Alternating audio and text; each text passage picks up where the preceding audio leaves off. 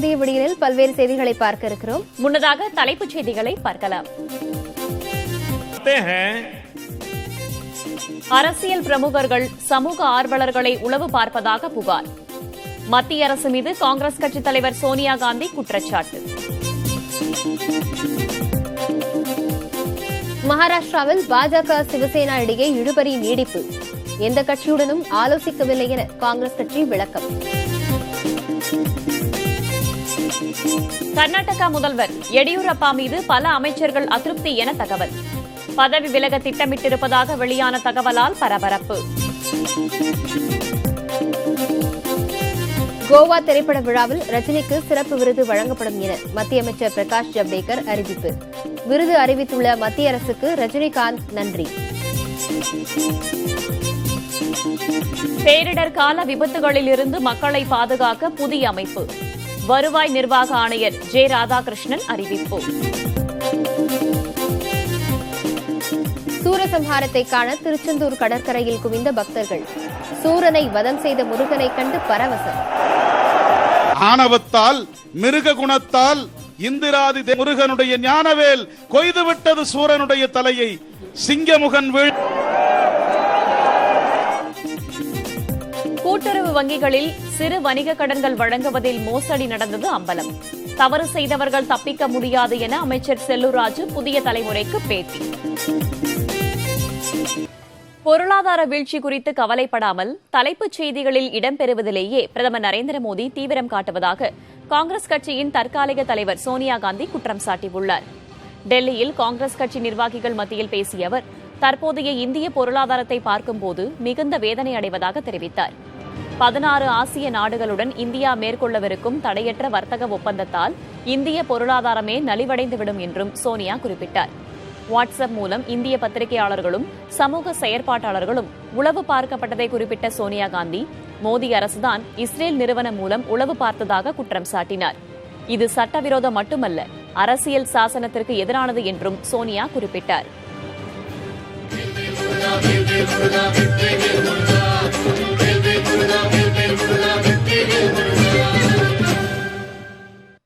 திருச்செந்தூர் முருகன் கோயிலில் சூரசம்ஹாரம் வெகு விமரிசையாக நடைபெற்றது. சூரனை வதம் செய்யும் நிகழ்வை காண லட்சக்கணக்கான பக்தர்கள் கடற்கரையில் குவிந்திருந்தனர்.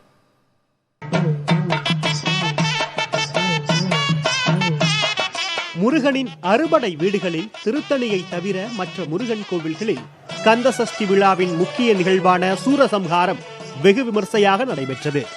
சிவனிடம் அழியா வரம் பெற்ற சூரபத்மனை முருகன் வதம் செய்யும் சூரசம்ஹார நிகழ்வு திருச்செந்தூரில் நடந்ததாக நம்பப்படுவதால் அங்கு அலைகடலென பக்தர்கள் திரண்டு வழிபாடு நடத்தினர்.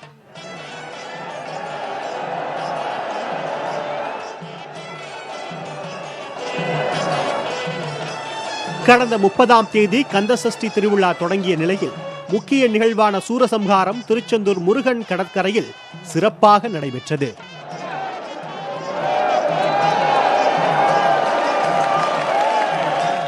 ஒருபுறம் அலங்கரிக்கப்பட்ட முருகனின் சிலை, மறுபுறம் பல வேடங்களில் சூரபத்மன் சிலைகளை கொண்டு சூரசம்ஹாரம் அரங்கேற்றப்பட்டது. முதலில் யானை முகத்தில் வந்த சூரபத்மனை முருகன் தன் வேலால் வதம் செய்யும் நிகழ்வு நடைபெற்றது.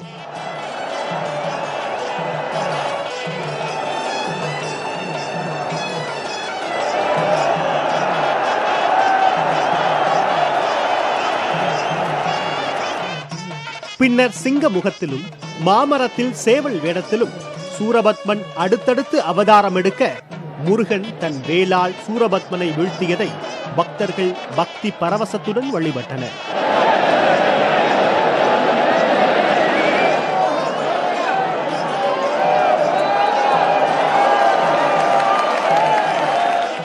சூரசம்ஹார நிகழ்வின் போது நீண்ட நேரமாக வானில் வட்டமடித்த கழுகை கருட பகவானே சூரசம்ஹாரத்தை காண வந்திருப்பதாக கருதி பக்தர்கள் வணங்கினர்.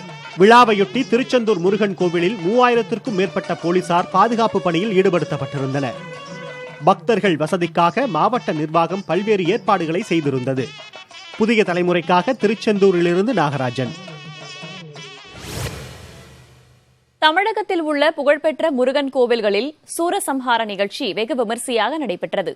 லட்சக்கணக்கான பக்தர்கள் கலந்து கொண்டு சூரனை வதம் செய்யும் நிகழ்வை கண்டு ரசித்தனர். கந்தசஷ்டி திருவிழாவின் சிகர நிகழ்ச்சியான சூரசம்ஹாரம் நேற்று நடைபெற்றது. முதலாம் படை வீடான திருப்பரங்குன்றம் கோயிலில் தங்கமயில் வாகனத்தில் வலம் வந்த சுப்பிரமணிய சுவாமி பத்மாசூரனை வதம் செய்தார்.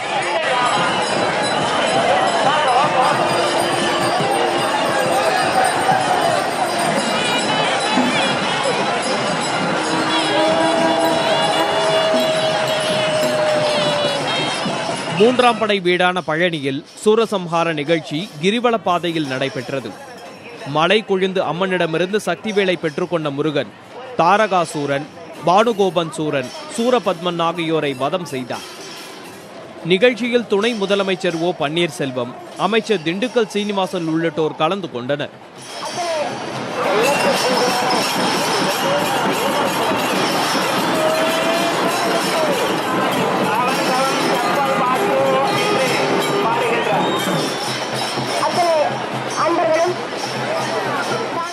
நான்காம் படை வீடான சுவாமிமலை ஸ்ரீ சுவாமிநாத சுவாமி கோயிலில் நடைபெற்ற சூரசம்ஹார நிகழ்ச்சியில் அம்பாளிடமிருந்து வேல் வாங்கிய சண்முகர் சூரனை வதம் செய்தார்.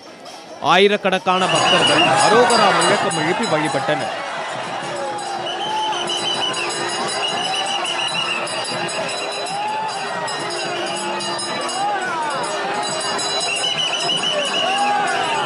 ஐந்தாம் படை வீடான திருத்தணி முருகன் கோயிலில் 10 டன் மலர்களால் உற்சவருக்கு அபிஷேகம் செய்யப்பட்டது.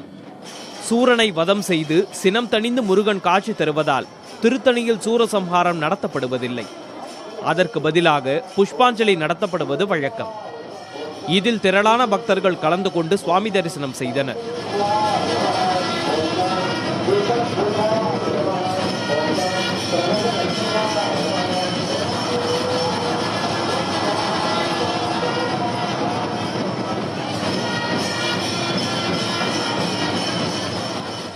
ஆறாவது படை வீடான பழமுதிர்ச்சோலை கோயிலில் வெள்ளிமயில் வாகனத்தில் வந்த முருகப்பெருமான் வெள்ளிவேல் கொண்டு ஜமுகாசுரன் மற்றும் சூரபத்மனை வதம் செய்தார்.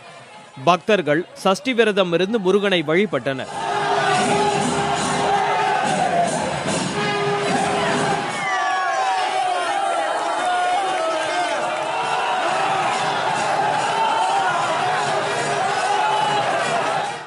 சென்னை வடபழனி முருகன் கோயிலில் நடைபெற்ற சூரசம்ஹார நிகழ்ச்சியில் திரளான பக்தர்கள் கலந்து கொண்டு வழிபாடு நடத்தினர். குதிரை வாகனத்தில் வலம் வந்த முருகப்பெருமான் தனது சக்திவேலின் மூலம் சூரபத்மனை வதம் செய்தார்.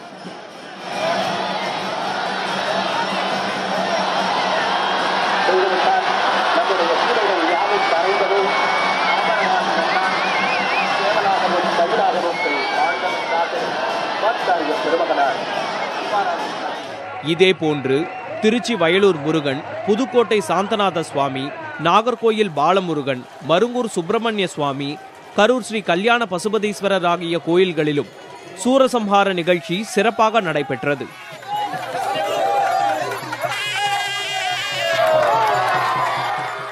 கோவை மாவட்டம் ஆழியாறு அணையிலிருந்து பாசனத்திற்காக தண்ணீர் திறக்க முதலமைச்சர் எடப்பாடி பழனிசாமி உத்தரவிட்டுள்ளார். இதுகுறித்து அவர் வெளியிட்டிருக்கும் அறிக்கையில், ஆழியாறு படுகை புதிய ஆயக்கட்டு பாசனத்திற்காக விவசாயிகளின் கோரிக்கையை ஏற்று நாளை முதல் தண்ணீர் திறக்க உத்தரவிட்டிருப்பதாக கூறியுள்ளார். உரிய இடைவெளி விட்டு 70 நாட்களுக்கு 2250 மில்லியன் கனஅடிக்கு மிகாமல் தண்ணீர் திறக்க முதல்வர் உத்தரவிட்டுள்ளார். இதனால் பொள்ளாச்சி மற்றும் ஆனைமலை வட்டங்களில் உள்ள 22,332 ஏக்கர் விவசாய நிலம் பாசன வசதி பெறும் என்று அவர் குறிப்பிட்டுள்ளார். விவசாயிகள் தண்ணீரை சிக்கனமாக பயன்படுத்த வேண்டும் என்றும் அவர் கேட்டுக் கொண்டுள்ளார். பொள்ளாச்சி பாலியல் வன்கொடுமை வழக்கில் கைதானவர்கள் மீதான குண்டர் சட்டம் ரத்தாவதற்கு காரணமாக இருந்தவர்கள் மீது கடும் நடவடிக்கை எடுக்க வேண்டும் என திமுக தலைவர் மு.க. ஸ்டாலின் வலியுறுத்தியுள்ளார். இது தொடர்பாக அறிக்கை வெளியிட்டிருக்கும் அவர், இளம்பெண்களின் வாழ்க்கையை இரக்கமின்றி சூறையாடிய இருவரையும் குண்டர் சட்டத்தில் அடைக்கும்போது சாதாரணமாக கடைபிடிக்க வேண்டிய சட்ட நடைமுறைகளை கூட கடைபிடிக்காமல் இருப்பது வேதனை அளிப்பதாக தெரிவித்துள்ளார். இந்த வழக்கில் சிக்கியுள்ள குற்றவாளிகளை எப்படியாவது தப்பவிட வேண்டும் என்ற உள்நோக்கத்தோடு காவல்துறை செயல்படுவதாக குற்றம் சாட்டியுள்ள ஸ்டாலின், குண்டர் சட்டம் ரத்தானதற்கு அரசு துணை போயிருப்பது வருத்தமளிப்பதாக கூறியுள்ளார். இந்த வழக்கு சிபிஐக்கு மாற்றப்பட்டு முதல் குற்றப்பத்திரிகை தாக்கல் செய்யப்பட்ட நிலையில் ஆட்சியரின் அலட்சியமும் ஆர்வமின்மையும் வழக்கு விசாரணையின் போக்கையே மாற்றும் ஆபத்தாக மாறியிருக்கிறது என தெரிவித்துள்ளார்.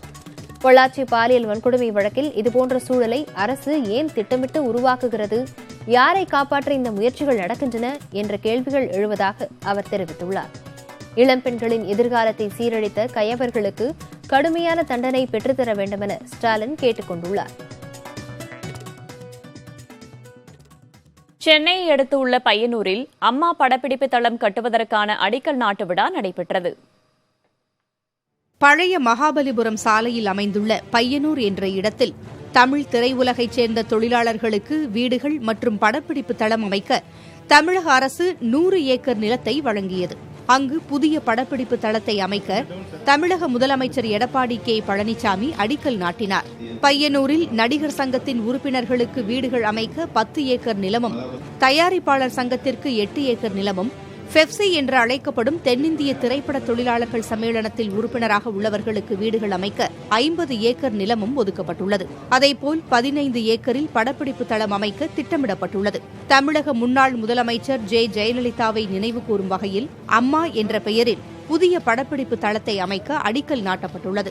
90 அடி நீளம், 160 அடி அகலம் கொண்ட அம்மா படப்பிடிப்பு தளத்தை தமிழக அரசு 5 கோடி ரூபாய் செலவில் கட்டி தென்னிந்திய திரைப்பட தொழிலாளர் சம்மேளனத்திடம் ஒப்படைக்க உள்ளது. அம்மா படப்பிடிப்பு தளம் அமையவுள்ள அதே இடத்தில் ஏற்கனவே எம்ஜிஆர் நூற்றாண்டு படப்பிடிப்பு தளத்தை தமிழக அரசு கட்டியிருப்பது குறிப்பிடத்தக்கது. சென்னையை அடுத்த பெருங்களத்தூரில் 206 கோடியே 83 லட்சம் ரூபாய் மதிப்பில் கட்டப்பட உள்ள ரயில்வே மேம்பால பணிகளுக்கு முதலமைச்சர் எடப்பாடி பழனிசாமி அடிக்கல் நாட்டினார். தாம்பரம், வண்டலூர் ரயில் நிலையங்களுக்கு இடையிலான ரயில்வே கேட் 32க்கு மாற்றாக ரயில்வே மேம்பாலம் கட்டப்பட உள்ளது.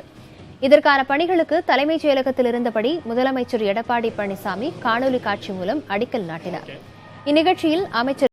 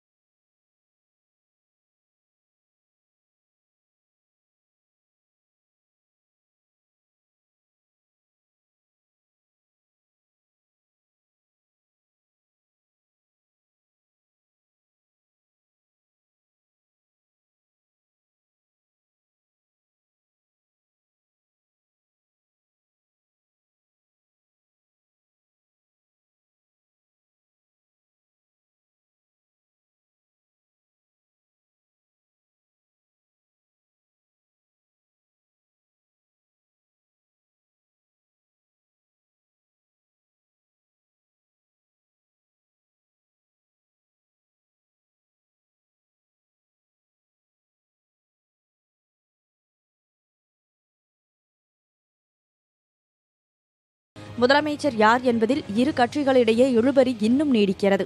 இந்த நிலையில் மகாராஷ்டிராவில் எந்த ஆட்சியும் அமையாவிட்டால் வரும் 7ஆம் தேதி முதல் குடியரசுத் தலைவர் ஆட்சி அமைய வாய்ப்பிருப்பதாக அந்த மாநில நிதித்துறை அமைச்சர் சுதிர் முங்கந்திவார் பேட்டி ஒன்றில் தெரிவித்திருந்தார். இதில் கடும் அதிருப்தி அடைந்துள்ள சிவசேனா தனது கட்சி பத்திரிகையான சாம்னாவில் அதிருப்தியை வெளிப்படுத்தியுள்ளது. மக்களால் தேர்ந்தெடுக்கப்பட்ட எம்எல்ஏக்களை பாஜக மிரட்டி பார்ப்பதாக சாம்னா பத்திரிகையின் நிர்வாக ஆசிரியரும் சிவசேனாவின் செய்தி தொடர்பாளருமான சஞ்சய் ராவத் குற்றஞ்சாட்டியுள்ளார். இதனிடையே தாம் யதார்த்தமாக பேசியது தவறாக புரிந்து கொள்ளப்பட்டிருப்பதாக சுதிர் முங்கந்திவார் தெரிவித்திருக்கிறார். இந்நிலையில் தேசியவாத காங்கிரஸ் மற்றும் காங்கிரஸ் ஆதரவுடன் சிவசேனா ஆட்சி அமைக்கும் என தகவல் வெளியானது. இதையடுத்து செய்தியாளர்களிடம் பேசிய மல்லிகார்ஜுன கார்கே மகாராஷ்டிராவில் ஆட்சி அமைப்பது தொடர்பாக யாருடனும் விவாதிக்கவில்லை என்றார். மேலும் எதிர்க்கட்சி வரிசையில் அமருவதற்கே மக்கள் தங்களுக்கு வாக்களித்திருப்பதாகவும் கூறினார். கர்நாடகாவில் காங்கிரஸ் மதச்சார்பற்ற ஜனதாதள கூட்டணி அரசு கவிழ்ந்ததில் பாரதிய ஜனதாவின் மத்திய தலைமைக்கு தொடர்பு இருந்ததாக தற்போதைய முதலமைச்சர் எடியூரப்பா பேசுவது போன்ற ஆடியோ வெளியானதை தொடர்ந்து அவரது அரசை டிஸ்மிஸ் செய்ய வேண்டும் என்று காங்கிரஸ் வலியுறுத்தியுள்ளது. கடந்த 26ஆம் தேதி நடைபெற்ற பாஜக உயர்மட்ட குழு கூட்டத்தில் கர்நாடகா முதலமைச்சர் எடியூரப்பா பதவி நீக்கம் செய்யப்பட்ட சட்டமன்ற உறுப்பினர்களுக்கு ஆதரவாக பேசுவது போன்ற ஆடியோ வெளியாகியுள்ளது. காங்கிரஸ் மதச்சார்பற்ற ஜனதாதளம் கூட்டணி அரசின் இறுதிக்கட்டத்தில் அதிருப்தி சட்டமன்ற உறுப்பினர்கள் அனைவரும் மும்பையில் பாரதிய ஜனதா கட்சித் தலைவர் அமித்ஷாவின் கண்காணிப்பில் வைக்கப்பட்டிருந்ததாக எடியூரப்பா பேசுவது போல இந்த ஆடியோ உள்ளது. பதவி இழந்த சட்டமன்ற உறுப்பினர்களின் தியாகத்தை மூத்த தலைவர்கள் மதிக்க தவறுவதாக எடியூரப்பா அந்த ஆடியோவில் கூறுகிறார். இந்த ஆடியோ வெளியானதை தொடர்ந்து எதிர்க்கட்சித் தலைவர் சித்தராமையா தலைமையில் காங்கிரஸ் கட்சி தலைவர்கள் கர்நாடக ஆளுநர் வஜுபாய் வாலாவை சந்தித்து பாரதிய ஜனதா அரசை டிஸ்மிஸ் செய்ய வேண்டும் என்று வலியுறுத்தினர். இந்த விவரம் குடியரசுத் தலைவருக்கு தெரிவிக்கப்பட்டு அமித்ஷா மத்திய அமைச்சரவையிலிருந்து நீக்கப்பட வேண்டும் என்றும் அவர்கள் கோரிக்கை வைத்ததாக சித்தராமையா தெரிவித்தார். இது தொடர்பாக விளக்கமளித்திருக்கும் எடியூரப்பா, காங்கிரஸ் மதச்சார்பற்ற ஜனதாதள அரசு வீழ்வதற்கு அமித்ஷா காரணமாக இருந்ததாக ஒருபோதும் கூறவில்லை என்றும் தனது கருத்து தவறாக புரிந்து கொள்ளப்பட்டிருப்பதாகவும் கூறியுள்ளார். பேரிடர் காலங்களில் ஏற்படும் விபத்துகளிலிருந்து மக்களை பாதுகாக்க புது அமைப்பு உருவாக்கப்படுவதாக வருவாய் நிர்வாக ஆணையர் ராதாகிருஷ்ணன் தெரிவித்துள்ளார்.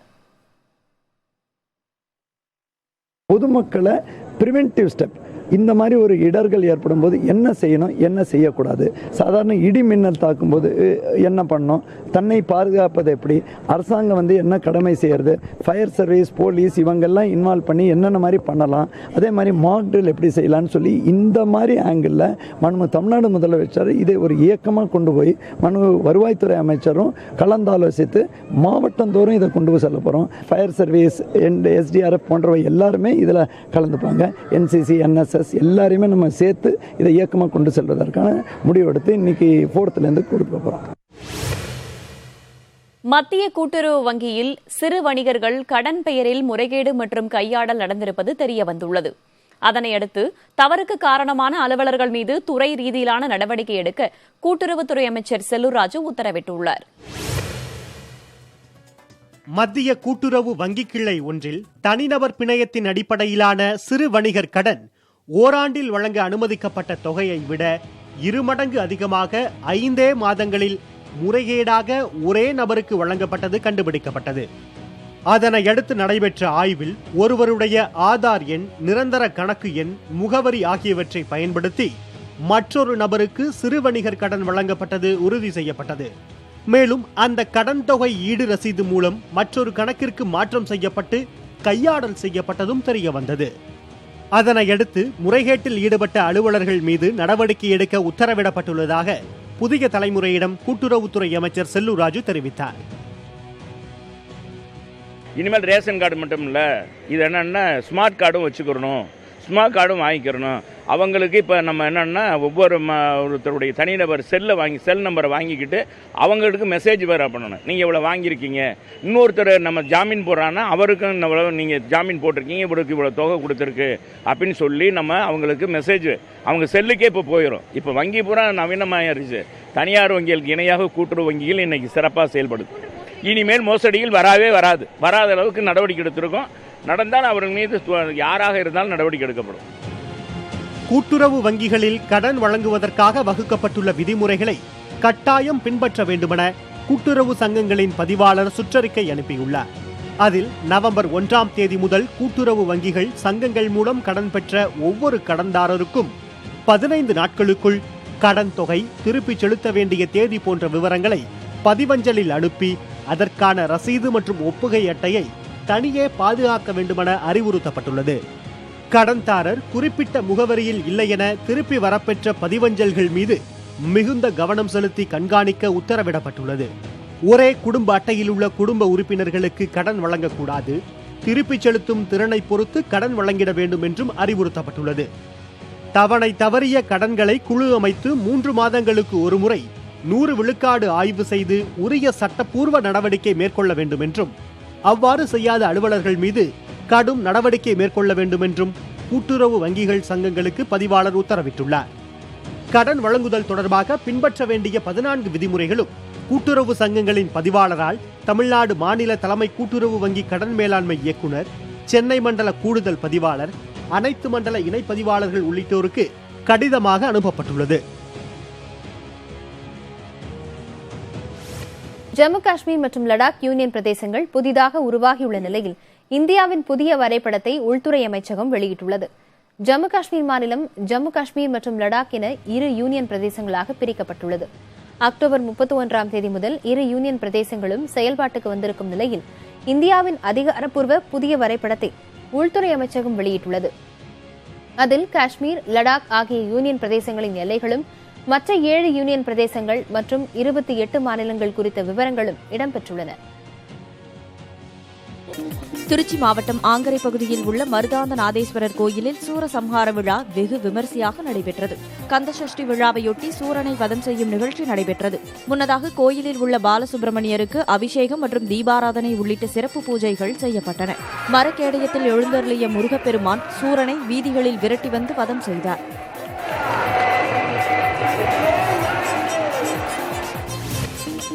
ஸ்டெம் செல் மாற்று அறுவை சிகிச்சை எனப்படும் தொப்புள் கொடி உயிரணு மாற்ற சிகிச்சைக்கான அதிநவீன தனிப்பிரிவு சென்னை சிம்ஸ் மருத்துவமனையில் தொடங்கப்பட்டுள்ளது.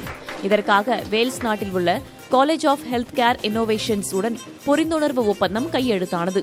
இதன் மூலம் புற்றுநோய் பாதித்த நடுத்தர மக்களும் குறைந்த மருத்துவ செலவில் சிகிச்சை பெற முடியும் என தெரிவிக்கப்பட்டுள்ளது. திமுக தலைவர் மு.க.ஸ்டாலினை பாரதிய ஜனதா தேசிய செயலாளர் ஹெச் ராஜா நேரில் சந்தித்தார். அண்ணா அறிவாலயத்தில் இந்த சந்திப்பு நிகழ்ந்தது. தனது மகள் திருமணத்திற்கு நேரில் அழைக்கும் விதத்தில் திருமண அழைப்பிதழை மு.க.ஸ்டாலினிடம் ஹெச் ராஜா கொடுத்தார். மேலும் பல அண்மை செய்திகளுக்காக தொடர்ந்து இணைந்திருங்கள் புதிய தலைமுறையோடு.